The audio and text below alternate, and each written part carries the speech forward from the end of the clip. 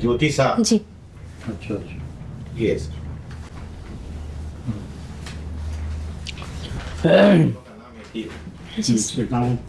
क्यों साइंस लगा हुआ पॉलिटिकल में, सबको बताइए। सर, साइंस में एक सिस्टमैटिक स्टडी ऑफ थॉट्स होते हैं और पॉलिटिकल साइंस भी सिस्टमैटिक स्टडी है पॉलिटिकल प्रोसेस का। इसीलिए सर पॉलिटिकल साइंस को साइंस और मास्टर साइंस भी कहा है एरिस्टोटल ने, क्योंकि किसी भी बाकी सब्जेक्ट्स की पढ़ाई का कहीं ना कहीं लीन जो है वो शुरुआत पॉलिटिकल साइंस से होती है। ये साइंस क्या है, इसका जवाब नहीं हुआ है। Sir systematic study of thoughts. Systematic. जी एक पॉइंट सिस्टमेटिक। जी और दूसरा पॉइंट और सर इसको ये लॉजिकल होता है। लॉजिकल होता है, ये नहीं बताया था। Sorry sir. और तीसरा सर रीज़न बेस्ड होता है, एविडेंस बेस्ड होता है, इसीलिए सर। और वेरीफिएबल भी इसको कहा है डेविड ईस्टन ने। ऑब्जेक्टिव होते हैं। जी सर। तो साइंस के जो जो गुण हैं जी तो सर। यहाँ दिखाइएगा 1 2 3 करके, जी सर। तब मालूम पड़ेगा हमको।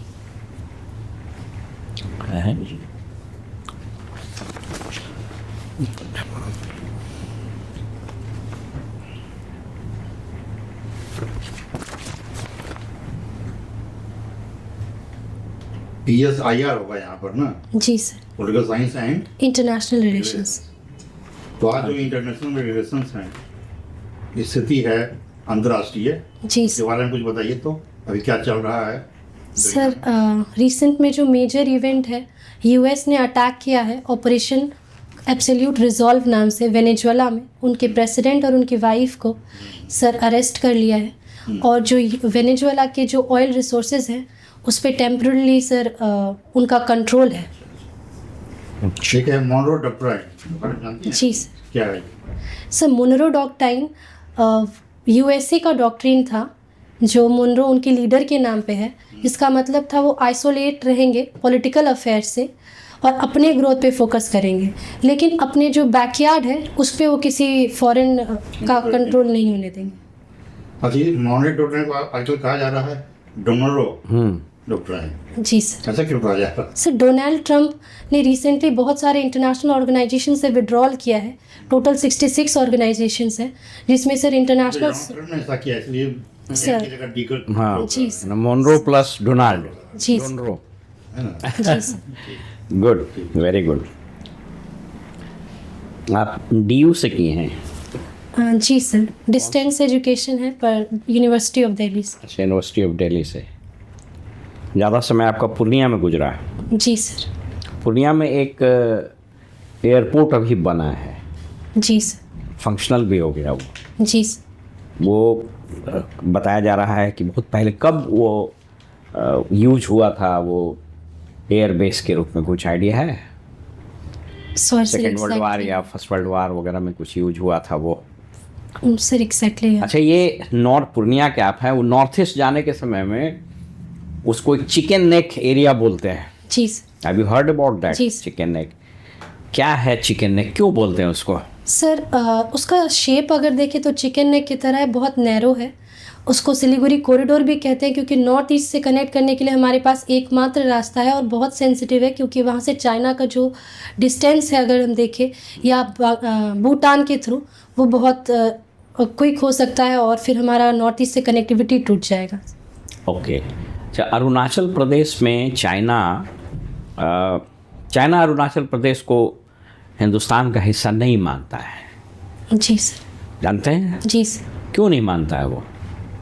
सर उनकी एक 5 फिंगर थ्योरी है जिसमें लद्दाख, सिक्किम, अरुणाचल, नेपाल और भी रीजन्स हैं, जिसके तहत किसी टाइम में उनके पास जो अपना डॉक्यूमेंट है, किसी समय में उनके राजा का कंट्रोल था अरुणाचल के ऊपर, लेकिन सर अंग्रेज़ों के आने के बाद से ये इंडिया का ही हिस्सा रहा है। हिस्सा रहा, तो इसलिए उसको।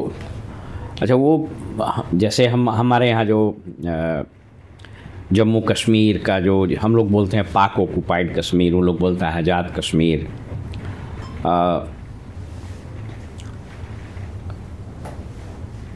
वो अभी पाकिस्तान के किसी प्रांत में पड़ता है, कुछ आइडिया है?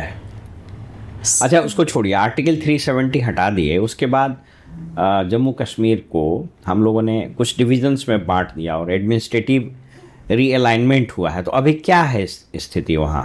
सर अभी जम्मू कश्मीर और लद्दाख अलग अलग यूटीज़ हैं। ठीक। रिसेंट अमेंडमेंट के थ्रू सर उसमें 6 न्यू स्टेट्स जुड़े हैं, जिसमें से 5 जम्मू में और 1 ही कश्मीर में ऐड हुआ है। अच्छा सर इतना ही जानकारी है। अच्छा, तो गवर्नेंस कैसे होता है? लद्दाख में क्या है? सर लद्दाख में लेजिस्लेटिव असेंबली नहीं है, पर जम्मू कश्मीर में है और रिसेंट इलेक्शन भी हुआ है, तो सर इनकी अपनी सरकार बन सकती है, लेकिन लेफ्टिनेंट गवर्नर के अंदर रहेंगे। अच्छा, ओके, गुड। कॉन्स्टिट्यूशन में बहुत सारे प्रोविज़न्स हैं और एक प्रोविज़न है इमरजेंसी का। जी sir. Have you heard about that? जी सर। तो इमरजेंसी का प्रोविज़न क्या है, कुछ आइडिया है इसके बारे में? जी सर, जब देश पे खतरा है या तो इंटरनल या एक्सटर्नल, इंटरनल इमरजेंसी का नाम बदल के आर्म्ड रिबेलियन हो गया था 44th अमेंडमेंट एक्ट में, जिसमें कि आर्म्ड रिबेलियन अगर हो या फिर जो एक्सटर्नल है उसमें सर अगर वॉर के चांसेस आए या किसी भी तरह का सिक्योरिटी थ्रेट लगे प्रेसिडेंट को, तो वो प्रोक्लेम कर सकते हैं इमरजेंसी, या फिर कैबिनेट के रिटन एडवाइस पे सर। और पहले ये रिटन नहीं था, 44th अमेंडमेंट एक्ट के बाद इसको रिटन कर दिया गया है। गुड। अच्छा, ये अभी इंडिया में कभी इमरजेंसी लगा आज तक? जी सर। कब? सर 3 बार, 1965, 75 और 77। अच्छा, एक और प्रोविज़न है फाइनेंशियल इमरजेंसी का। जी सर। वो लगा है कभी?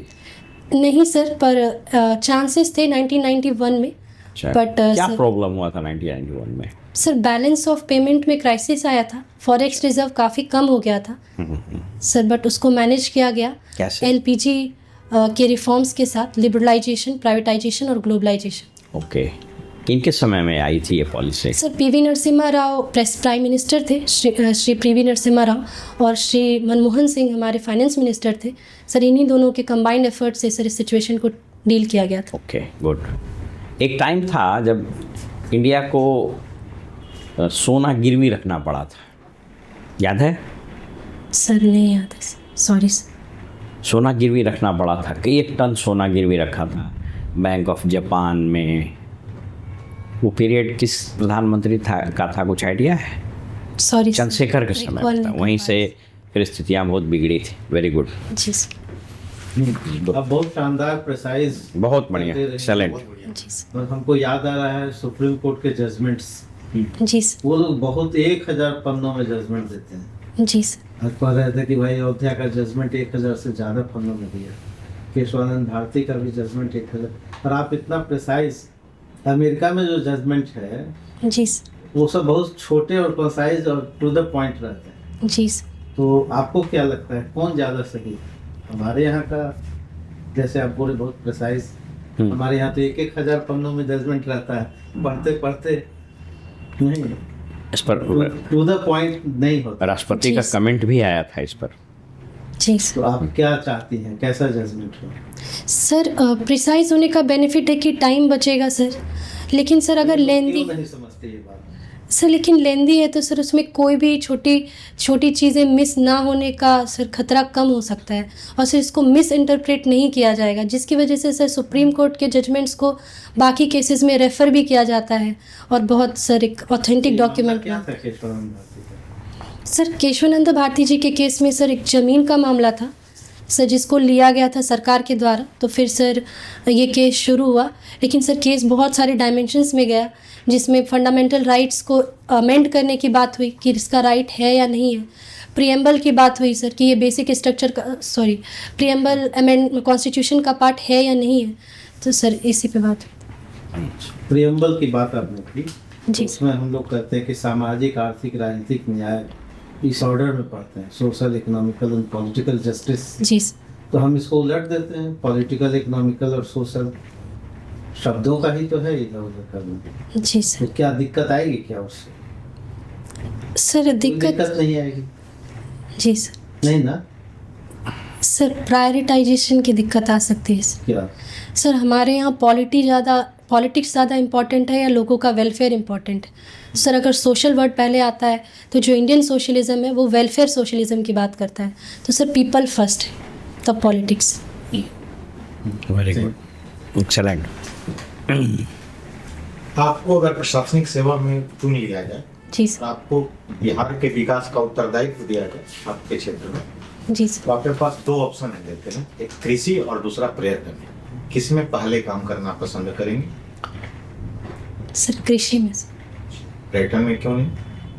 सर कृषि में इसलिए कि सर इसमें इकोनॉमी के साथ साथ जो डायरेक्ट बेनिफिट फार्मर्स को होगा सर, डबल बेनिफिट होगा।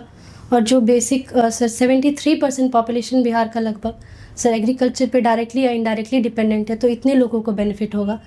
जबकि पर्यटन से सर थोड़ा कंसंट्रेटेड हो सकता है। पर्यटन से अगर हम लोग करते हैं तो कि नया रोजगार का संभावना खुल सकती है। एग्रीकल्चर में तो बहुत दबाव है जी सर। और बहुत आसानी से किया जा सकता है। दो धर्मों के केंद्र हम लोग रहे हैं, है ना? जी सर। और भी बहुत सारा आर्कोलॉजी में तो पूरा बिहार ही है। सर बिहार का सर ज़्यादातर क्षेत्र एग्रीकल्चर में सर एग्रीकल्चर करने योग्य है। तो सर अगर उसमें हम जैसे पर्यटन में सर हम साइंटिफिक अगर यूज़ करें जितना एग्रीकल्चर में, जैसे कि सर फूड प्रोसेसिंग, तो सर उतना ही बेनिफिट होगा सर, स्कोप है। अच्छा, क्या है? कबड्डी खेलना सर, देखना भी। खेलना और देखना। जी सर। अभी कहाँ कबड्डी का एशियाई चैंपियनशिप हुआ था? सर सर शायद बांग्लादेश में, सॉरी सर वो वर्ल्ड कप था। इंटरनेशनल रिलेशंस में आप किए हैं और आपका एक्सपोजर भी बहुत अच्छा है। तो इंडिया का एक established long term policy middle east के लिए था पहले। तो आपको क्या लगता है कि मिडिल ईस्ट के पॉलिसी में, इंडिया के फॉरेन पॉलिसी में कोई टेक्टोनिक शिफ्ट हुआ है 2014 के बारे में बाद? Sir connect central Asia policy जो शुरू हुआ सर, उसके तहत सर हम डायरेक्ट कनेक्टिविटी बिल्ड करने की कोशिश कर रहे हैं। INSTC कॉरिडोर की अगर बात करें तो सर इससे चेंज आया है ड्रामेटिक। और अगर प्रधानमंत्री मोदी जी की बात करें तो सर वो इकलौते ऐसे प्राइम मिनिस्टर हैं जिन्होंने 5 सेंट्रल एशियन कंट्रीज़ में सर गए हैं और रिलेशन बिल्ड किए हैं। और भी मिडिल ईस्ट में क्या चेंजेस आया है मिडिल ईस्ट पॉलिसी में? सॉरी वो सर, तो आप ठीक बोले हैं, that is okay, but as far as Middle East is concerned, हाँ। do we witness any tectonic change in the foreign policy after 2014? Ji sir. क्या है? सर स्ट्रैटेजिक रिलेशनशिप बहुत सारे कंट्रीज़ के साथ बिल्ड हुआ है। अगर सऊदी अरेबिया की बात करें, UAE की बात करें और GCC कंट्रीज़ में सर अभी रिसेंटली UAE के साथ सेपा भी साइन हुआ है। और सर GCC कंट्रीज़ के साथ भी हमारे FTA एग्रीमेंट्स हैं।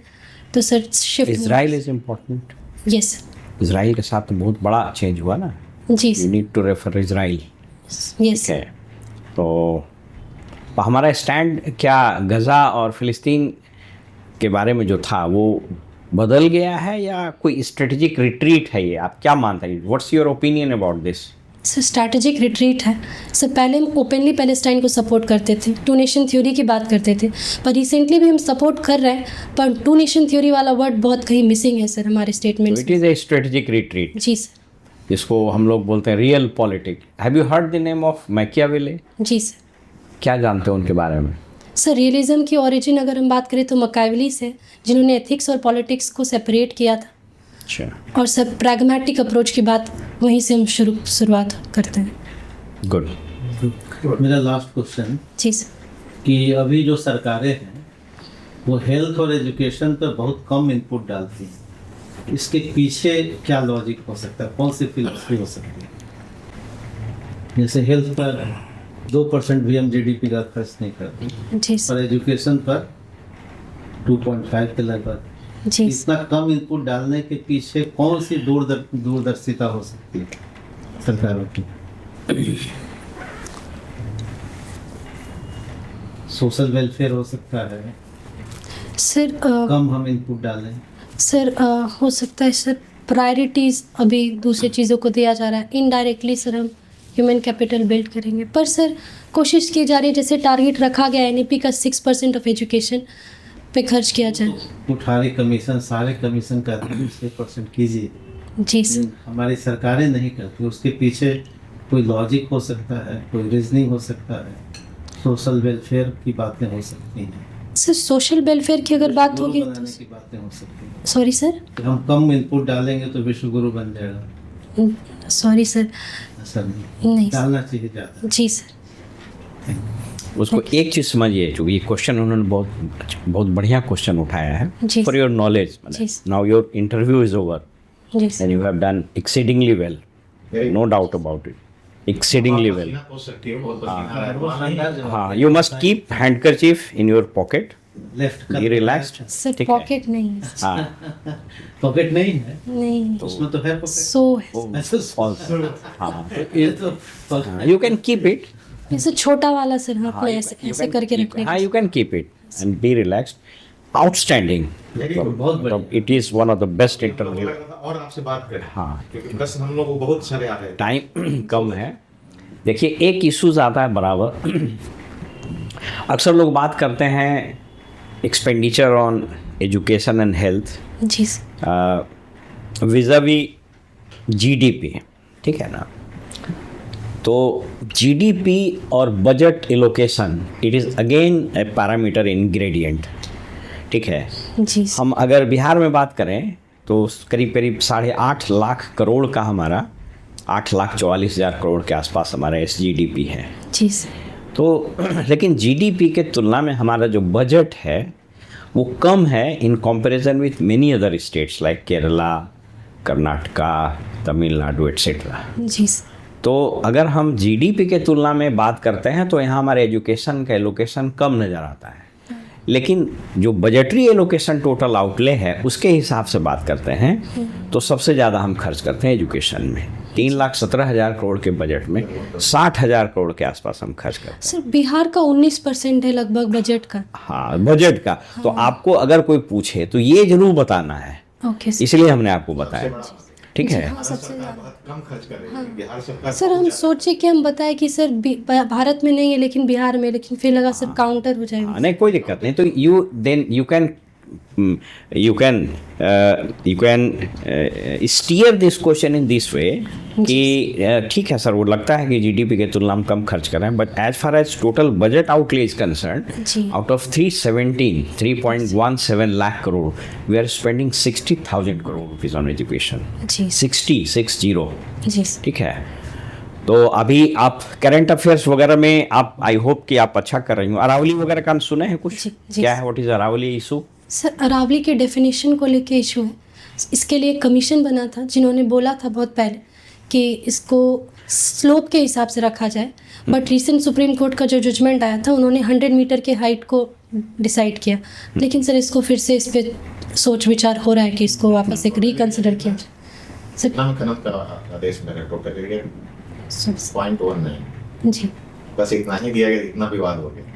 जी। तुम कैसे पढ़ती हो, इतना कॉन्साइज कैसे बोलती हो? कब किया आपने ग्रेजुएशन? सर 2019। कैसे कैसे पढ़ती, लिखती हो? हाँ यस सर। लिख के पढ़ती हो? जी सर। और क्या करती हो? सर हमको बहुत कम बोलने का आदत है सर। चॉइस इसका क्या है? चॉइस एकदम बेस्ट ऑफ लक तुम्हारा हो जाएगा, श्योर। सर होगा। और भी क्वेश्चन तुम्हारा एक ही है, शुरू में नर्वस थी, पैर हाथ हिला रही थी, थोड़ा नहीं हिलाना, बस इस पर कंट्रोल कर।